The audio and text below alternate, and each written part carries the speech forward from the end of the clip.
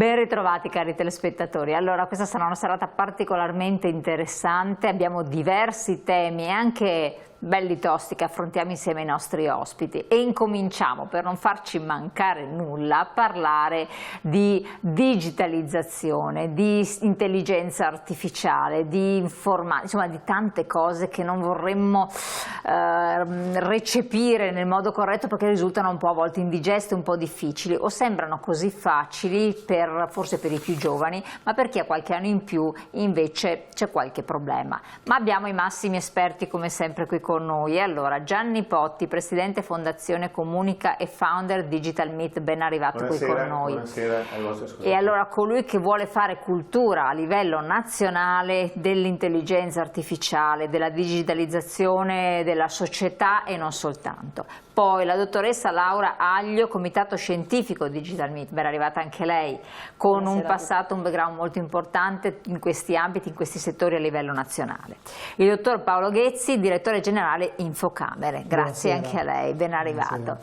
Allora, farò parlare per primo anche il dottore perché so che deve scappare, però il cappello introduttivo non può non farmelo lei, Gianni Potti. Il Digital Meet sostanzialmente, abbiamo sentito parlare tante volte, magari non tutti i telespettatori, ma che cos'è?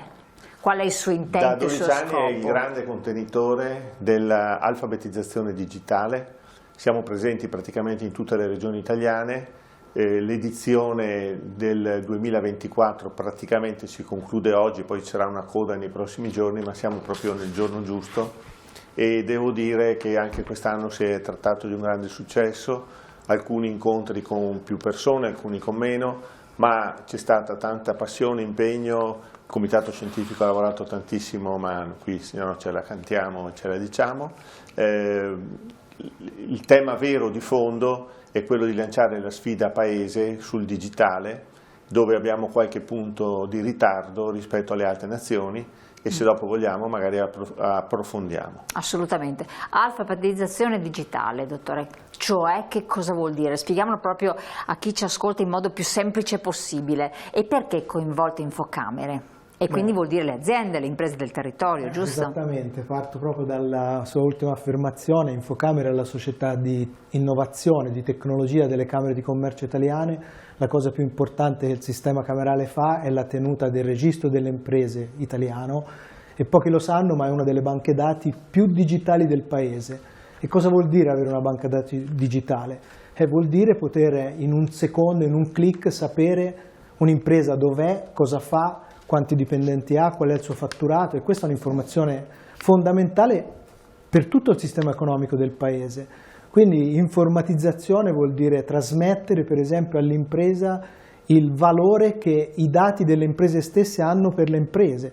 Pensi un'impresa che oggi fa affari con tutto il mondo, ormai la globalizzazione porta le imprese a dover avere partner e fornitori che sono fuori dai confini strettamente legati a dove l'impresa risiede e oggi poter verificare che un'altra impresa è quello che dice di essere, che i suoi numeri sono corretti, ecco, lo può fare accedendo a questa importante banca dati che è il registro delle imprese e che tra l'altro è gestita e tenuta a Padova, in uno dei più grandi data center. Questo a livello nazionale? Questo a livello nazionale, quindi a Padova c'è la sede operativa di Infocamere dove sono contenute appunto tutti i dati di tutte le imprese italiane. Andiamo nel concreto, un imprenditore che magari ci ascolta, sì, in vari ambiti insomma, ha bisogno di quali dati, in che termini potrebbe interagire col sistema Infocamere? Beh, innanzitutto un imprenditore oggi di per sé deve avere sempre dietro con sé e proprio per questo abbiamo fatto un'app che si chiama Impresa Italia che gli permette di avere sul suo smartphone tutti i dati della sua impresa. Lo sa la sua questo? Visura completamente anche in inglese? No, non lo sa. Ecco, infatti, oggi, attenzione, comunichiamo questo a voi. Allora, il vostro ruolo è fondamentale. No? Quindi, spieghiamo bene. Coloro che ci ascoltano, non partite IVA, ma imprenditori o anche le partite IVA? No, anche le imprese individuali. Anche le imprese individuali, quindi siamo coinvolti in tantissimi individui. Sono 6 milioni le imprese individuali. Eccolo là, quindi nel nord-est pullula. Dovrebbe essere a conoscenza che c'è un'app. Che è un'app che lui può scaricare in tutti gli app store, da quello di Apple a quello di Android, si chiama Impresa Italia. E lui con quest'app ha per esempio la sua visura anche in inglese, il suo bilancio, tutti i dati della sua impresa certificativi, quindi lui può dimostrare quello che è senza dover dare un bigliettino da visita oppure avere un sito web, no, che ma questo sappiamo però è poco conosciuto. Oggi sono 2 milioni gli imprenditori che lo usano, Su 6 milioni, 2 milioni lo sanno e lo utilizzano. Probabilmente sono le imprese più grandi, sui esatto. piccoli, perché 3 milioni in Italia sono le microimprese, ditte individuali sono 3 milioni. Però effettivamente tante volte si entra a contatto anche nelle occasioni delle fiere, manifestazioni, convegni, congressi all'estero con delle entità e dice ma dirà la verità o non dirà la verità? È vero che questa, c'è sempre questo dubbio, vabbè, se noi siamo italiani sospettosi, però bisogna stare sempre attenti quando ci si muove. Poi parleremo di intelligenza artificiale, ma abbiamo parlato. Con l'intelligenza artificiale si può essere anche beffati in qualche modo e si possono fare operazioni finanziarie anche importanti, poi si scopre che ai noi si è elargito un bel bonifico a una realtà che in realtà non è quella che si pensava. E allora questo potrebbe essere la prova del 9, no?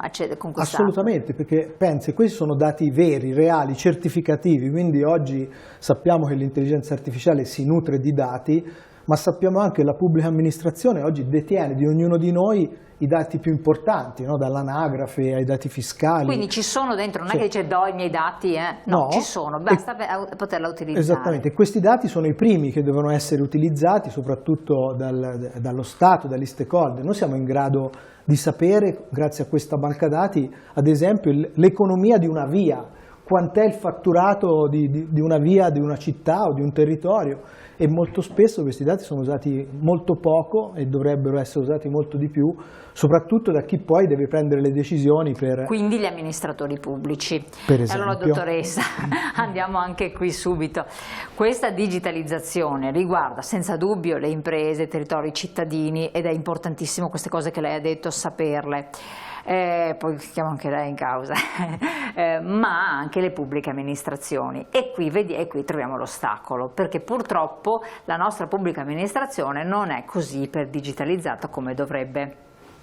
Purtroppo c'è questa nomea nella pubblica amministrazione, che il digitale non è ancora abbastanza diffuso, che non è conosciuto. Oppure è difficile, è farraginoso, insomma, un po' difficile. Che non ci siano le competenze per ovviamente accedere a questi strumenti. Diciamo che negli ultimi anni le evoluzioni ci sono state, perché ovviamente le risorse pubbliche, i fondi, ad esempio il PNRR, quindi il Piano Nazionale di Ripresa e Resilienza, ha investito molto sulla digitalizzazione della pubblica amministrazione e sta investendo con l'obiettivo però di aiutare l'amministrazione ad adempiere alla norma, quindi quello che sta facendo questa mole importante di risorse è quello di aiutare l'Italia ad avvicinarci ad altri paesi europei che ovviamente vengono prima di noi da un po' di anni e che quindi hanno sviluppato prima di noi ad esempio un'identità digitale. Tipo abbiamo degli esempi? Sicuramente allora, tutto il nord Europa è anche in Europa all'interno dell'Europa purtroppo l'indice DESI, che è l'indice che stila la classifica dei più digitalizzati all'interno dei 27 paesi europei, ci dice che stiamo migliorando perché siamo al 19° posto, ma eravamo al 27° fino a poco tempo fa, e il tema su cui siamo proprio ultimi è il tema delle competenze digitali. Nella pubblica amministrazione il tema delle competenze digitali è un tema ancora che ci vede particolarmente deboli, ma la debolezza sta in tutti i cittadini purtroppo, sia in chi fornisce gli strumenti ma anche in chi li utilizza, quindi non è diciamo solo la pubblica amministrazione il problema è a volte anche essere un po' curiosi, io dico anche di apprendere e di conoscere questi strumenti che abbiamo a disposizione, perché non siamo gli unici in Europa ad averli, quindi il fatto che l'identità digitale ce l'abbiano anche gli altri paesi e la nostra identità digitale, lo SPID che forse tutti quasi conosciamo, è uno strumento che possiamo usare in Italia ma possiamo utilizzare anche per accedere a tutti gli strumenti e i servizi pubblici europei, quindi con lo stesso strumento se ci troviamo in un altro paese, pensiamo anche ai nostri ragazzi che vanno in Erasmus, possono utilizzare la loro identità digitale all'Università di Padova e la stessa la possono utilizzare in un'università di un altro paese, però c'è un tema di conoscenza, perché a volte non sappiamo che abbiamo tante cose a disposizione, ma non le stiamo utilizzando. Bravissima. Ne interrompo un attimo. Conoscenze digitali, dopo torniamo su queste cose, ma voi potete anche intervenire, cioè competenze digitali, non sappiamo che ci sono, abbiamo visto tante cose importanti, sarebbero utilissime, lei ha fatto l'esempio giustamente dello SPID, però forse per il target, noi cittadini, molti cittadini che hanno una certa età, che magari non sono giovanissimi, non sono neanche di agevole fruizione, no? Sono fatti forse per chi ha più dimestichezza con certi strumenti, non sono così intuitive. Intanto vorrei dire ai vostri ascoltatori di essere curiosi, informarsi, prepararsi, concentrati. Sono assolutamente d'accordo con quello che dice Laura, ovviamente, perché vi faccio un esempio. Sì, i giovani sono eccellenti smanettoni. Quando faccio una conferenza stampa, forse i ragazzi davanti a me fanno così con le dita, mi guardano negli occhi e sono bravissimi, scrivono i testi, tutto. Poi magari gli andiamo a chiedere sulla privacy, sull'etica, sulla cyber security, come difendere con una password che non sia Pippo solito Paperino, e lì cade l'asino, nel senso che, non voglio generalizzare, ci sono dei ragazzi bravi, preparati e alcuni che non hanno le basi. Ecco perché come Fondazione Comunica ci stiamo battendo per portare il digitale come materia di studio obbligatoria in tutte le scuole di ogni ordine e grado, e questa è una proposta che metto lì sul tavolo. Per capire anche che il proprio profilo va tutelato, che la propria vita, che anche sì, quella... E quindi conoscendo come fare una password, come difendermi dagli attacchi di hacker, se mi arriva, come mi arriva ogni 15 giorni, papà ho perso il telefono, ecco, c'è il classico che diceva. La seconda considerazione, Laura ha citato SPID. SPID, io l'ho registrato rapidamente, infocamere, efficientissimi, bravi. Cambia il governo di colore politico, non dico di chi, di bianchi, rossi o verdi, per me è uguale, e improvvisamente dicono adesso aboliamo SPID, in un percorso di 2-3 anni lo uccidiamo perché c'erano 3-4 milioni di italiani che l'avevano già scaricato, e adesso passiamo a CIE, che è la carta di identità europea ed è promossa dall'Unione Europea. A me va benissimo, ma ce l'avessero detto prima, avessimo un piano paese su questa tematica. Ecco, in questo mi spiace dire questa nota negativa, dopo diremo le cose belle, ce ne sono tantissime.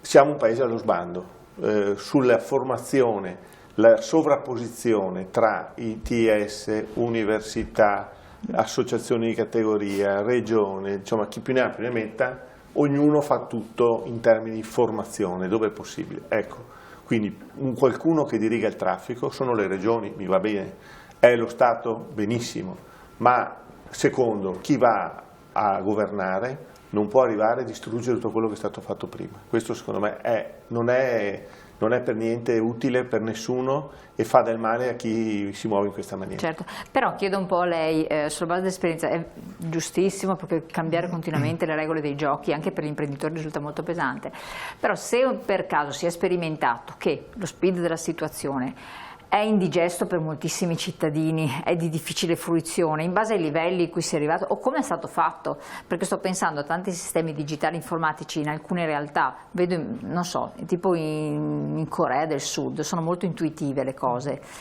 sono fatte in modo che tu riesca a intuire, non lo so come riescono a farlo, però è più facile.